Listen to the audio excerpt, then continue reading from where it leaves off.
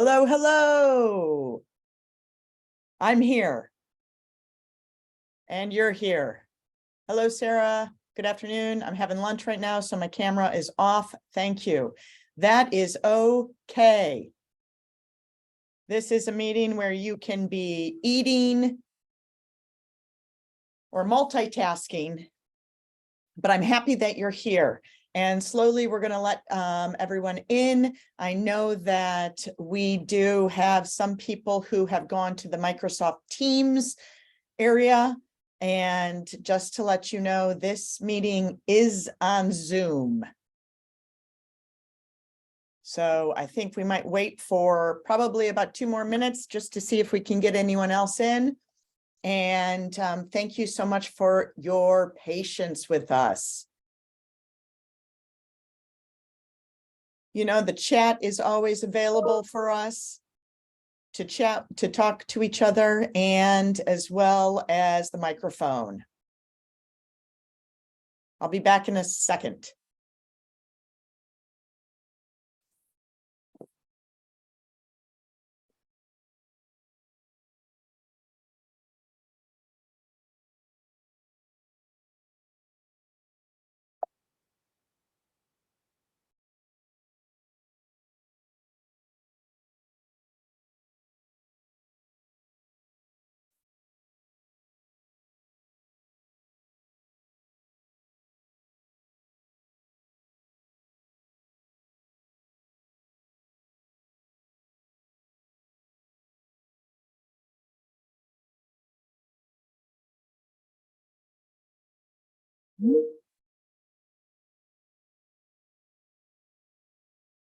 Thank you.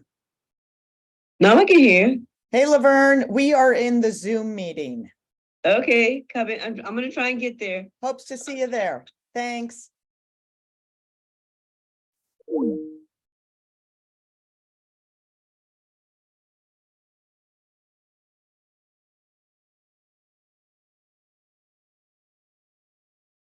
Okay. We're waiting. I know that someone else, Laverne Ragster, was in the Teams meeting. Hopefully we will welcome her in here. And we're about to start off. Looks like we've got a small group today. I'm happy you are here. I'm happy to see familiar faces, and we have a new person online too today. So we will all meet up in a bit. As we kind of flow in, I will just start out. We've got a quick hour together. Make sure that you can hear me. You can throw a thumbs up or something in the chat, or say, Sarah, I can hear you. But we're going to just start out with our land acknowledgements. And land acknowledgements are an honest and historically accurate way to recognize the Native communities of this land. Presenting land acknowledgements recognizes histories that have been systematically erased. And the Native peoples of this region include the Etowah, Kiowa, Santee, Edisto, Natchekuso, and the Wasamasa people. And Region 2, Regional Medical Library, recognizes the Native communities of the land on which we live and work and play here in Charleston, South Carolina. Thank you so much for joining in the Zoom meeting today. Land acknowledgements, I'm assuming, or I'm sending out those vibes to you in your corner of the Southeast. And we'll keep on moving. I know we have a chat today and it's active already. Deborah Trogdon Livingston is my colleague, co-worker, and she is the moderator today. Thanks for your wave. My name is Sarah Fisher. I am the Team ERPAC chair, and I see Joyce and Sandy, April, Faley, who else? I see Maggie and Laverne in the Zoom room. Thank you for coming back again to this area and this meeting. Any questions, throw them into the chat, raise your hand. And we'll keep on moving. Our agenda today is quick and tight like usual. We're going to go over Region 2, what we do, the team ERPAC scope. Let's get on the same page, action items, webinar, and what's next. And if this is your first time, second, third, fourth, anytime that you've here with us at Team ERPAC, we do have a Padlet, which is this link in here. We'll also put it in the chat. But you can always put comments in the Padlet if you'd like. Today we do have a section that says the September webinar, if you have ideas for that, and that's okay. It will come later on in the agenda. Here we go. Region 2, Regional Medical Library here at the Medical University of South Carolina in Charleston. I am sitting in an office there today, as well as my colleague Deborah, and everyone else on this call is coming in from somewhere in the Southeast. We will share that information in the next couple of slides so that we can have some human interaction rather than just me. But in the interim, I'm going to teach you a little bit about what the emergency preparedness and response that my team here does, Region 2. Region 2 can provide support in preparing for and responding to natural disasters and or localized emergencies. And for that, we have several things in place here at our office. And the first is this team, this governance board, Team ERPAC. ERPAC stands for the Emergency Response and Preparedness Advisory Committee. That is where you all are coming in from today. We host a national webinar in September for the National Preparedness Month. We also offer grant funding that is falls under Emergency Preparedness and Recovery or Response Awards, and that is closing today. That kind of flows into two different topic areas. One is natural disasters, and the other is more localized emergencies. I will delineate these two later on. We also offer emergency communications in the form of weather advisories. And finally, we have a Region 2 Emergency Preparedness Resource Guide, which is on our website. Hopefully we can throw the link in the chat, and that has both local, regional, and national resources. ERPAC scope here is broad. We are today is the first meeting of our sophomore year. I will go into that, but ERPAC scope in the first year, which we just kind of finished off, and we're starting our second year today. It's a diverse group of representatives from Region 2, and Region 2 includes 6 states and 2 territories. So those states are Alabama, Mississippi, Georgia, South Carolina, Tennessee, and Florida, as well as the Commonwealth of Puerto Rico and the U.S. Virgin Islands. And so we hope to recruit a representative from each state and territory, and we are working on it. So today we'll introduce ourselves later on and where we're coming from. Another option or another part of the ERPAC scope is to assist our office, so Region 2 Regional Medical Library, by providing feedback related to emergency preparedness and response. And you all are the experts on the ground and in the communities that you are serving and living in. So you may have something going on differently than what we have here in Charleston. And so you are that kind of line or connection point to those communities. We're also tasked with developing a regional response plan to mitigate service disruption during and after an emergency. We do not have that ironed out and written down. We are working on developing capacity and understanding what we each bring to this team and how we can integrate ourselves and our institutions into a regional response. And finally, we look to you to recommend programming and programming especially related to emergency planning and preparedness response to natural disasters and localized emergencies. How are we feeling? Alive, happy and healthy, I hope. We're going into our next, oh no, my next page. Let's see, I want to get us all on the same page. What do we have in the chat? Anything exciting? Thank you so much. Faley, we got April Hobbs, a thumbs up. We all made it in. Thank you.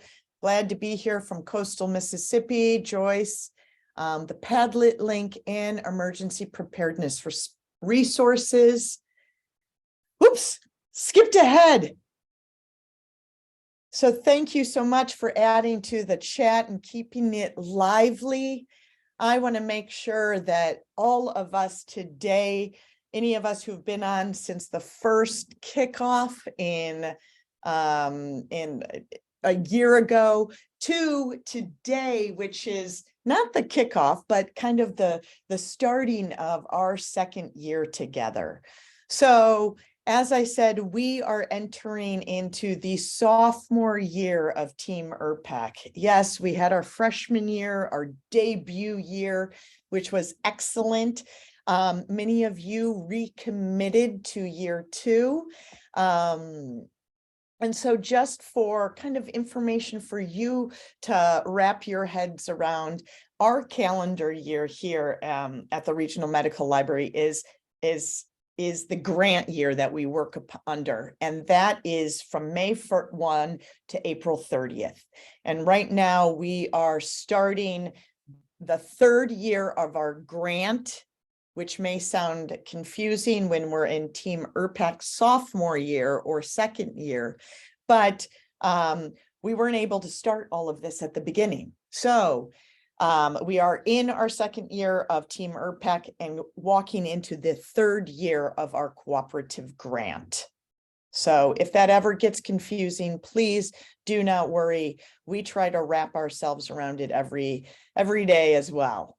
So the second big thing is ERPAC meeting notes, and there's a link on the screen.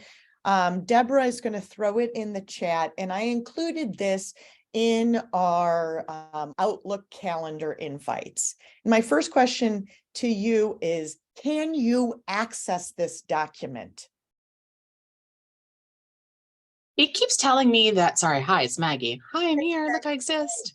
I keep trying to click on it and it keeps on basically saying that there's a security thing and that I should give them my email. I gave them my email and it says, please, okay, that's fine. We'll send you a little secure code, like 2-factor authentication, which is like pretty normal, except I don't get the email. I've been looking at my email and I'm not getting it. And Okay. I'm freaking out. I'm not freaking out. I'm fine. Don't worry about it, Sarah. You're cool. You're cool. Be chill.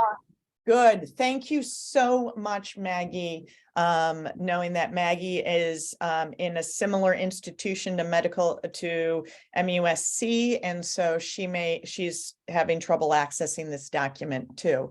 Anyone else? Because clearly my test did not work. So I was unable to access the shortened link, Sarah. Sure. If you would like to talk through the next part, I can recreate a short link that we can try in a few minutes. It will just take me 3 or 4 minutes to get the short link set up, and that'll give people an NLM link to click on. That might help. Wonderful, Deborah. So we will skip over this, but as when we gathered at our last meeting, we talked about, and you'll see in the next couple of slides about some goals we have in the second year together. And it looks like, yes, Maggie had it, Sandy too had an issue, Joyce Shaw. So it seems that everyone except for myself had an issue. So we're trying to work that out, but I'm glad we got that that question answered. But let's take the moment now to introduce ourselves to each other so we can see who each other are, see where you're coming from, and just a little kind of a brief introduction of yourself. It's not supposed to be long. Maybe your name would be great, what you do, and your location. And I will start out because I like to be the guinea pig and the role model, if you will. My name is Sarah Fisher. I am the community engagement and outreach strategist for the Region 2 Regional Medical Library of the NNLM, which is the network of the National Library of Medicine. And that is a mouthful. I am based here in Charleston, South Carolina at the Medical University. Anyone else? Can I throw it to someone? Does someone want to pick it up and just introduce themselves? I can do it. Thank you, Kaylee.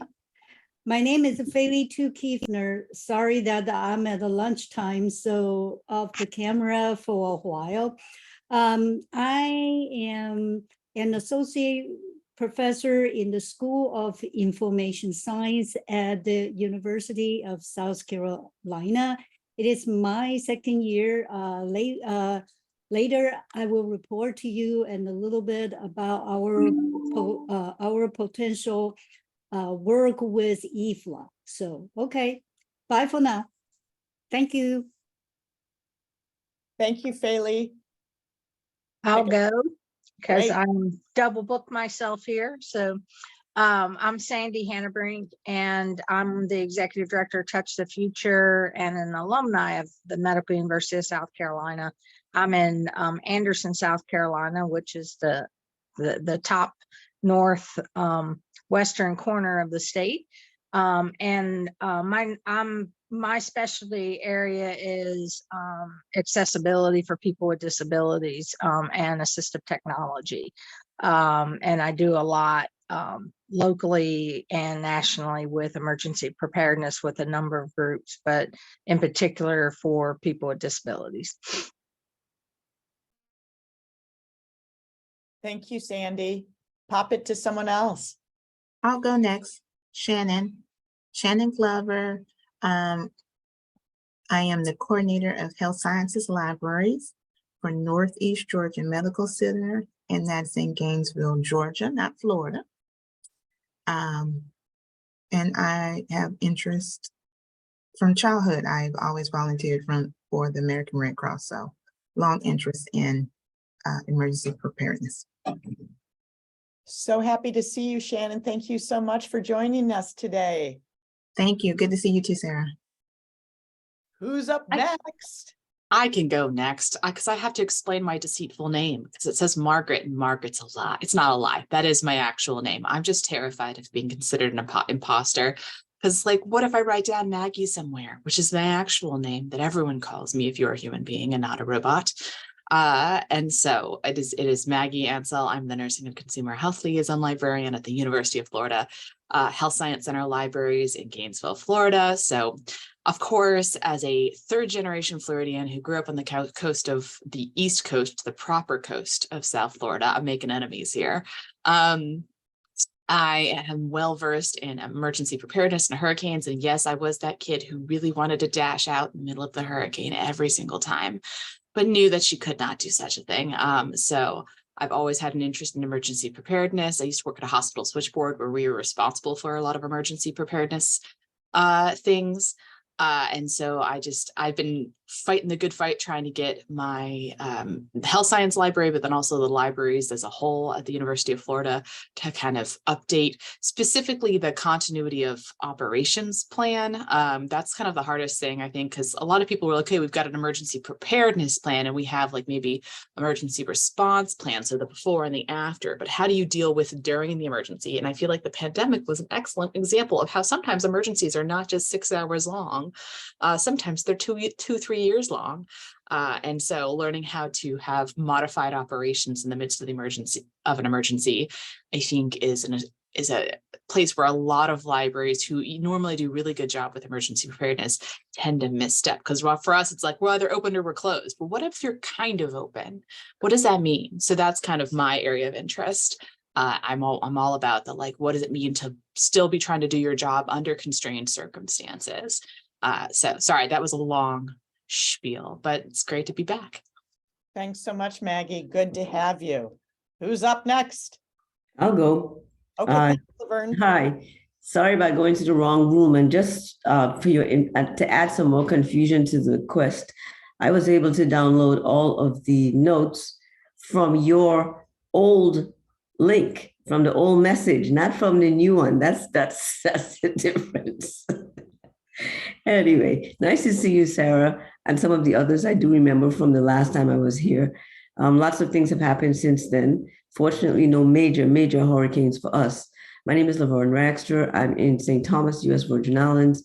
I'm a research associate with the Caribbean Exploratory Research Center, and my interests are how you link climate to health in small island systems.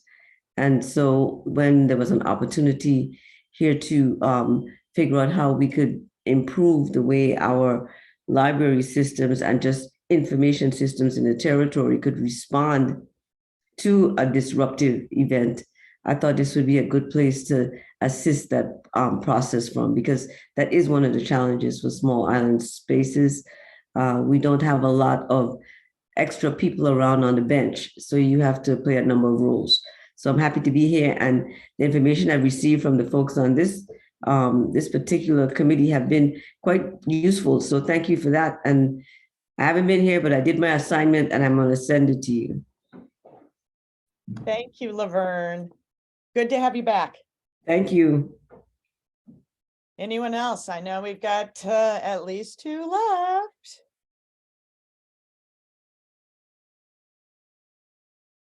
If you want to. If you don't, you can send it in the chat.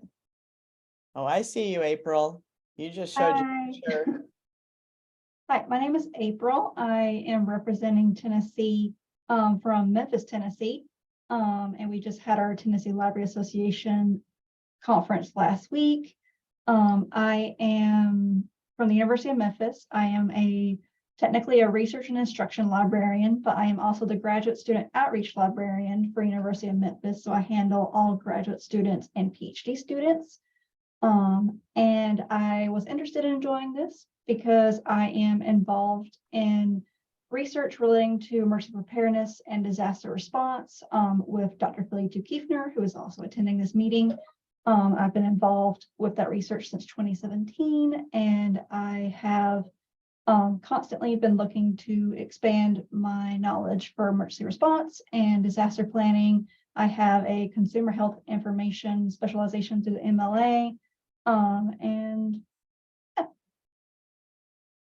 Great. Thank you so much, April. So Shannon and April are they're first timers to this meeting, I think. So thank you so much. Joyce, are you closing us out? No, With introductions? The last one, yeah, because nobody likes to follow the dog act. It's just, as a general rule, I like to go last. My name is Joyce Shaw. I'm the head of the Gunter Library, which is sited at the Gulf Coast Research Laboratory, which is a part of the University of Southern Mississippi. I'm also a professor in university libraries, been here for 27 years. 17, 18 years ago, we had our disaster. It was Hurricane Katrina. And I will say, I was just talking to one of my staff members about this group earlier today, that they had my back, and they helped us at a time when we really needed to have help. Learned a lot about disaster response in that particular time period, but you know, you got to give back when you've been the beneficiary of great generosity and support. You have to give back, and I try to do that, being involved in this group. I've also had 3 community emergency response teams trained that I've sponsored their training. If you're not familiar with community response team training, I recommend it. It gets you prepared for all disasters and emergencies, and it is a federally recognized program.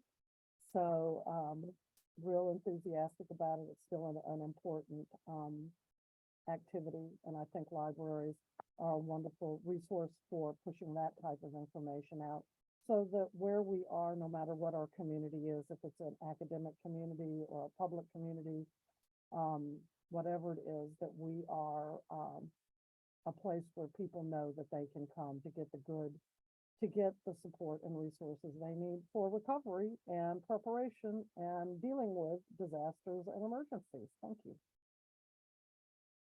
Great. Thank you so much for rounding us out, Joyce. There you have it. That is not the entire team ERPAC, but that is who is here today. And I am so appreciative of the time you are giving to us today. As a team commitment, I just wanted to kind of say, this is who we are. This is who part of the team ERPAC who you will be communicating with and who we will be seeing at the meetings, and who are the experts in the field that have gathered here today. So thank you for everyone. And I'm going to keep on going. I know some people have a shorter day. Lisa Ennis also had written me and said she was not able to make it.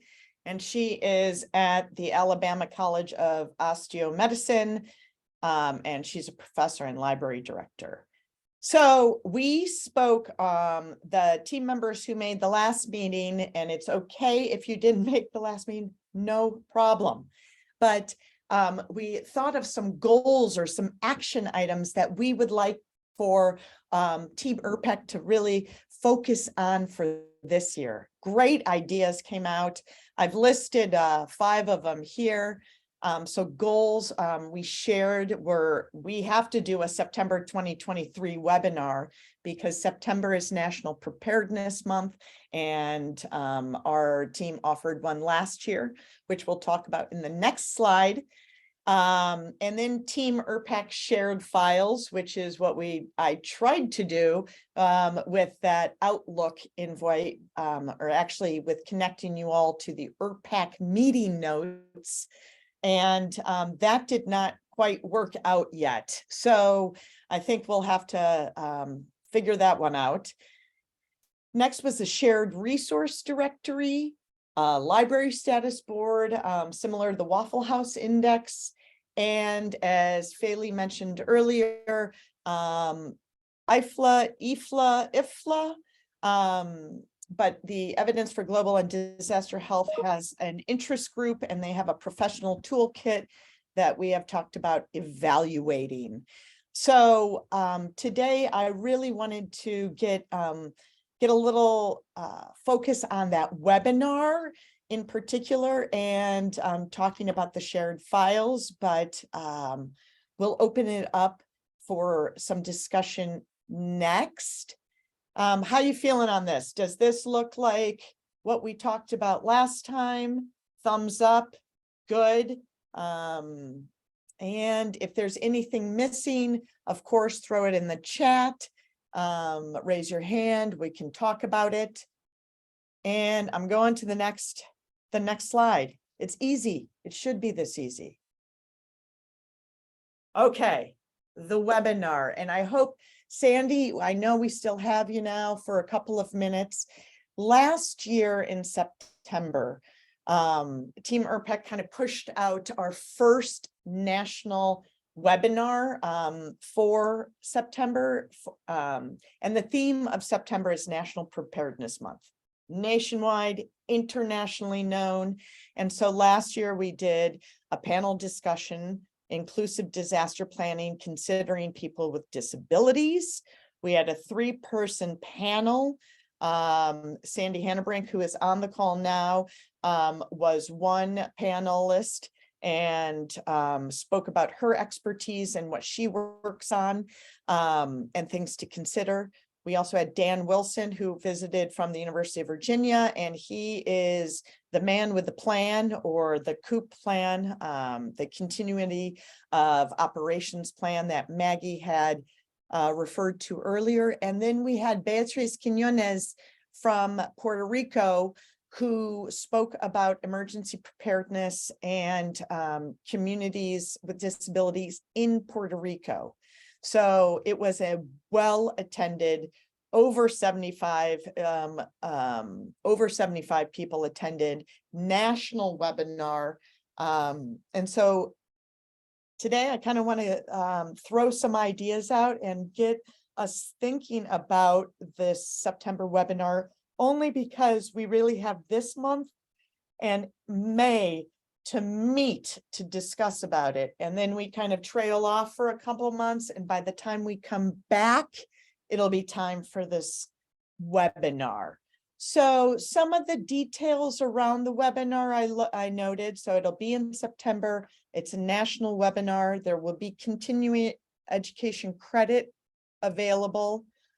We would love to have speakers from Region 2.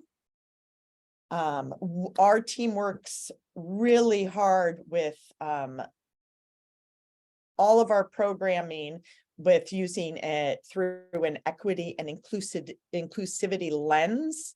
And we would love to highlight underrepresented communities as well. Those are some of the details for it. Themes, we talked about this slightly in the last slide, and I forgot a bullet point. I see that, but we have kind of the natural disaster route. And most recently, Alabama, Mississippi, Tennessee, Arkansas have been hit by tornadoes. So we know that those are, that for example, would be the natural disaster that just most recently touched down. But the localized emergencies too, that we see going on now, could go into more of a violence prevention program.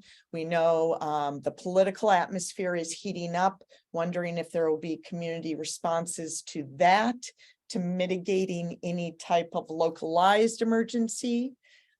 So we have different directions we can really go in this webinar.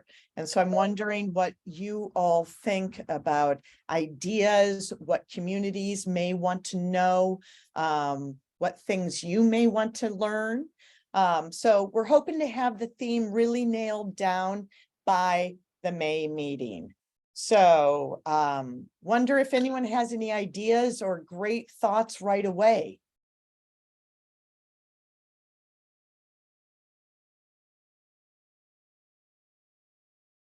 Awesome. You may not have them, but that's okay, because we're going to have to come up with something. And I don't necessarily know what is of interest to you or to the communities you serve. So in the next month, I'd love to really kind of nail down a theme so that we can recruit expert speakers to invite to present. And so today my ask of Team ERPAC is there anyone else who would like to join me on this small project team to pump out the webinar in September? And I thought, I'd love 3 Team ERPAC members. And if I don't get that in today's meeting, that's okay, because we do have other members who are not able to attend today's meeting. So I'll be reaching out to them and asking them if they would like to be. Oh, I see. Thanks so much. I got Faye and Maggie called out Joyce for having her hand raised. So I'll take those two volunteers to go ahead and think about and dream up a an amazing September webinar for National Preparedness Month. So thank you so much for helping out. I got you, Faylee and Joyce. And Maggie, thanks so much for your assistance. And April, I see you too. April Hobbs, brand new, day one, helping out. Thank you to everyone. Faylee, Joyce, and April, I will connect, reach out to you, and we'll go from there. That does not mean that no one else can help. It's not like we have a 3-person limit and we're maxing out there. So if anyone finds it interesting, wants to help out, or if the larger group want to help out, we will recruit them as well. So perfect. We're just, if I may. hey, Laverne. Yes, just to say, I know for folks in Florida may feel the same way. In September, we schedule as little as possible because the uncertainty level goes up way too high. Okay. And also, for us, preparedness is supposed to be now and in June. So it would be not reasonable for me to do that because I don't know what's going to be happening this year. I think preparedness is going to be something that has to happen over a longer period of time because our disruptive activities have now spread out to 12 months. Absolutely. Thank you so much, Laverne. That's an interesting, I think that is even an interesting way to shape this webinar also, by knowing that, you know, September is when you're in high alert, and that even though it's National Preparedness Month, island communities, for example, and other ones that are closer to water or closer to being touchdown places, that those are good topics too. So timeliness and when to have these is always important. Thank you for your feelings, Laverne. Anyone else?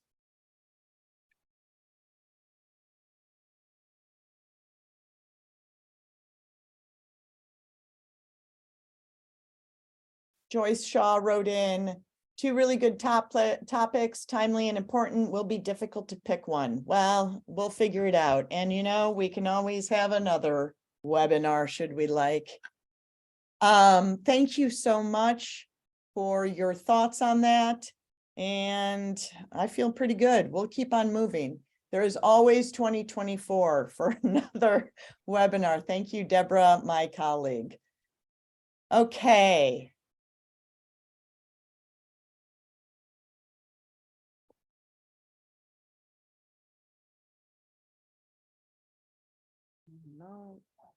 It's what's next. Short meeting. Can you believe it? Short meeting today. I want to make sure that that y'all know that these are the next 4 dates to mark on your calendars. May 9th, August 8th, November 14th, and February 13th are the dates that we have scheduled for the next 4 ERPAC meetings. And that's it for the next year. Those, we upped it to 5 meetings, this being the first of 5 meetings, and then we'll meet 4 more times. And this is not including the September webinar, but of course, if you would like to attend the September webinar, we'd love for you to be in the audience, but that is not a required attendance. And I also wanted to just point out what we want to have by by the May 9th, which is not far away. But by May 9th, we'd love to know where to house Team ERPAC shared file.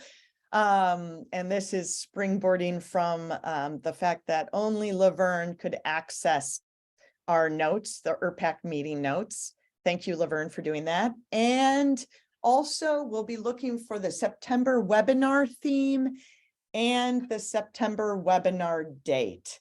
And those are the big ticket items for May. But knowing that those are our decisions for May, we know that come May, we'll have new projects to work on for the next meeting.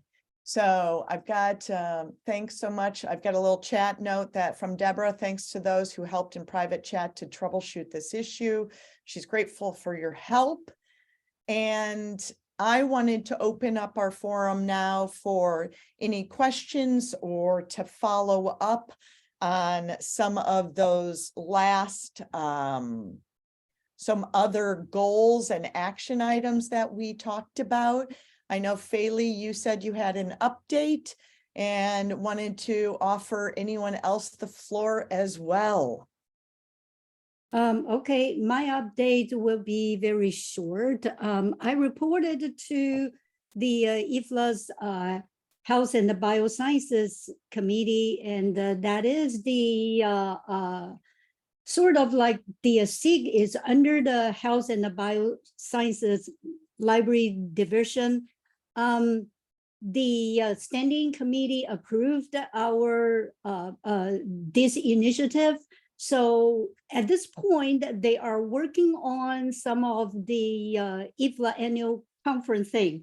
After that, and I will reach out again and see when we will be able to receive the copy of the tool of the toolkit for review, and we will started on the discussion of a timeline to finish the work and how to give them our feedback. So that's all for now, and to be continued. Thank you. That's excellent. Thank you, Faylee. Joyce gave a thumbs up. And so we're in pause on that one. I know that we have this library status board, which is similar, using the Waffle House Index as a baseline, a shared resource directory to see what we all can offer in emergencies in different states of emergency response. But since we've talked about the September webinar, what are some other ideas for this Team ERPAC shared file so that it would be easiest to access? I know we talked about cloud-based, that we threw out a couple of ideas. April throws out Google Drive. I think we said Dropbox, a couple of others. Anyone have experiences or, a best practice or know the best one to use? I mean, like, I feel like because the thing is with hospitals, sorry, like have so many institutional blockages and things. And so like Microsoft is the thing that consistently works. Like SharePoint is the thing that like even a hospital is not stupid enough to block. Right. But like, I think there's something just wacky about this, like something's going on with their SharePoint. Cause like, I finally got, this is what I was sharing with Deb, is that like, I got the login code, but it's always 20 minutes after I actually do the thing. So it's just like, it's a security setting of some kind that is being obnoxious. But like, I feel like Microsoft is still the most viable option to get past all of the various firewalls of hospital affiliated folks. Okay. That's important. Did anyone else say something? I know Shannon, you wrote that Shannon Glover's in a hospital too, so she has no access to a Dropbox, to the form Dropbox. And I love Microsoft too. I really want it to be easiest, and that's easiest for me. Laverne's hand is up. Laverne? I'm sorry, I can't see everyone's hands.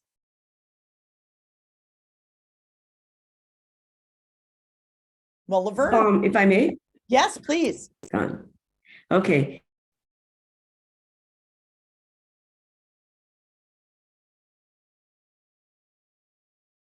I lost you, Laverne. Okay, there you go.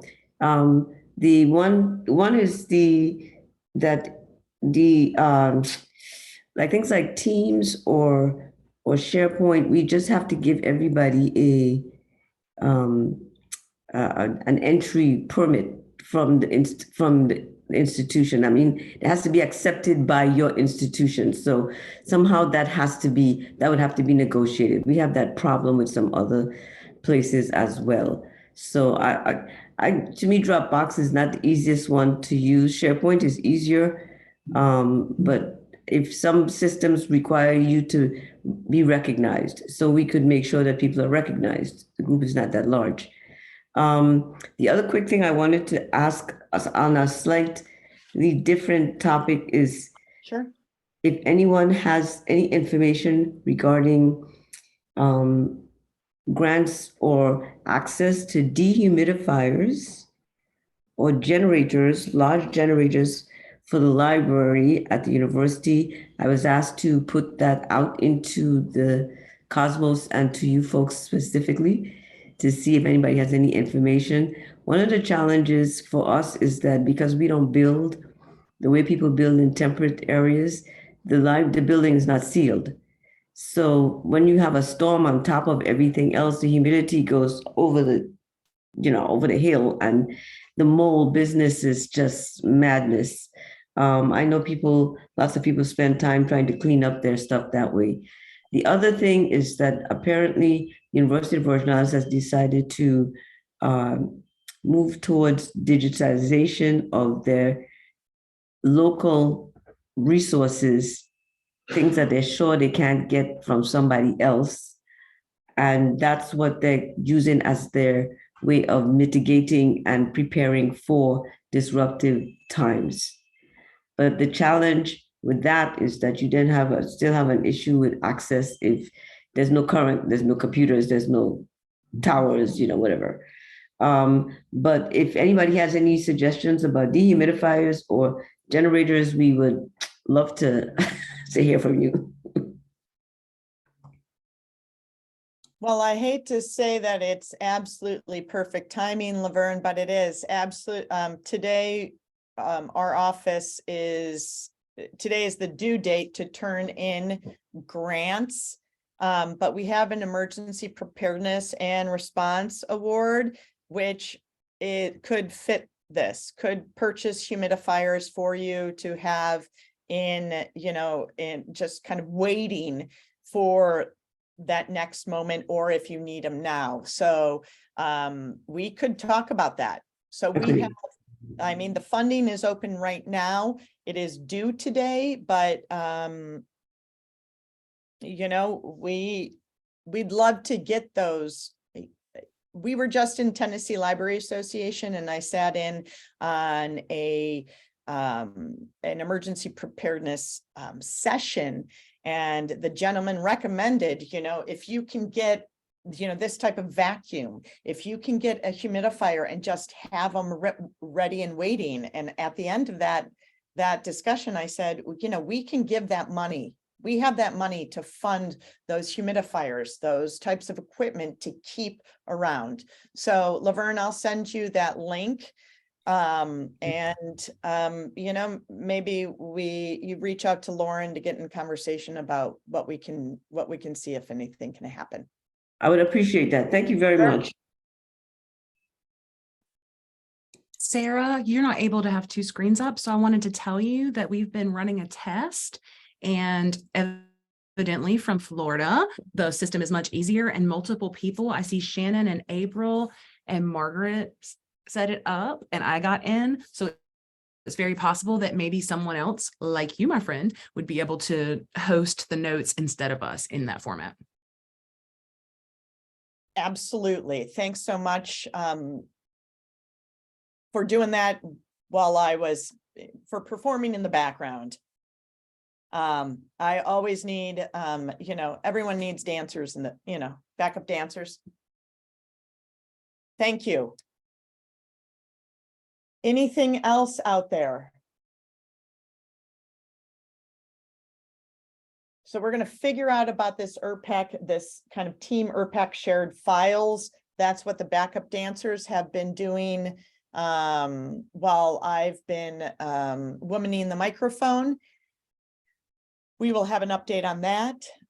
September webinar, I've got a small project team for that. Laverne is interested in purchasing humidifiers and other equipment. And I know you had a second question and I'd forgotten that already, Laverne. And Shannon Glover has still unable to access meeting notes. So just to throw that out there.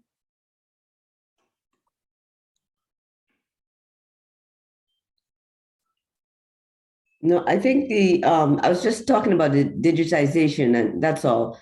So, yeah.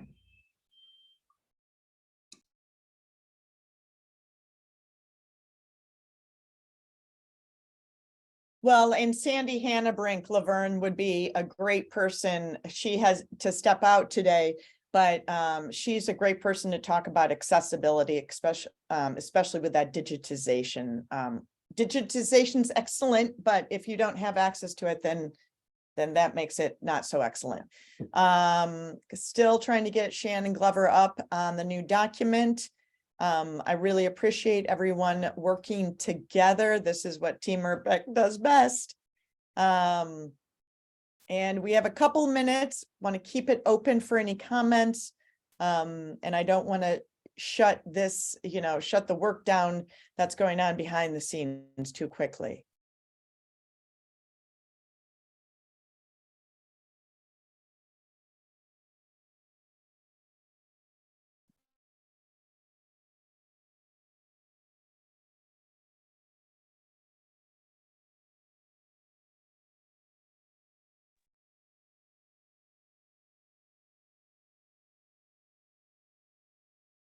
$1:54. This is an amazingly efficient 54-minute meeting. I hope to see you all May 9th. April Hobbs, thanks for sharing the notes.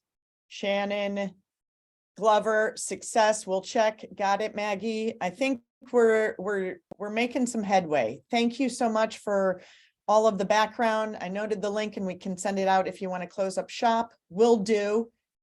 Any last minute thoughts? No? So happy to have you all here. Thank you for coming back. I'm appreciative if it's your first day, your 5th meeting, any amount. And we'd love for you to come back May 9th to talk about what's going on for this webinar, what we've figured out for a shareable file for all of us to be able to access documents and go next. Anything else? Any last thoughts? OneDrive is fine with me, Faylee. Good to see everyone. Great first meeting. Thank you very much and see you at the next meeting. I'm thrilled. Bye. You're Bye. amazing. Bye, Laverne. Bye, everyone. April. Bye, Maggie. Bye, Faylee. Joyce. Shannon Glover, thank you.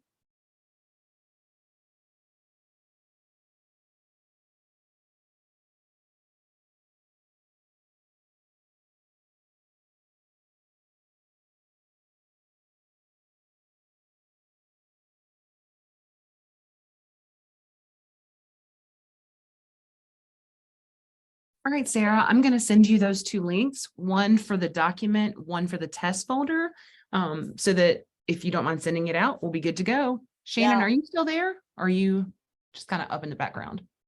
I think she's still here and that's okay. I was going to see if she had a question. Are we cool? I was in the background grabbing links. Oh, I'm good, sorry. good, I'm good. leaving now. I Not thought at that was all. it, but I didn't want to ignore you because you've got one-on-one time. Yes. Oh, thank you, ladies. I was just grabbing links to save. So thank you. I am leaving now. Well said. Have Thanks a so good much day. for coming, Shannon. Thank you. Bye. Bye.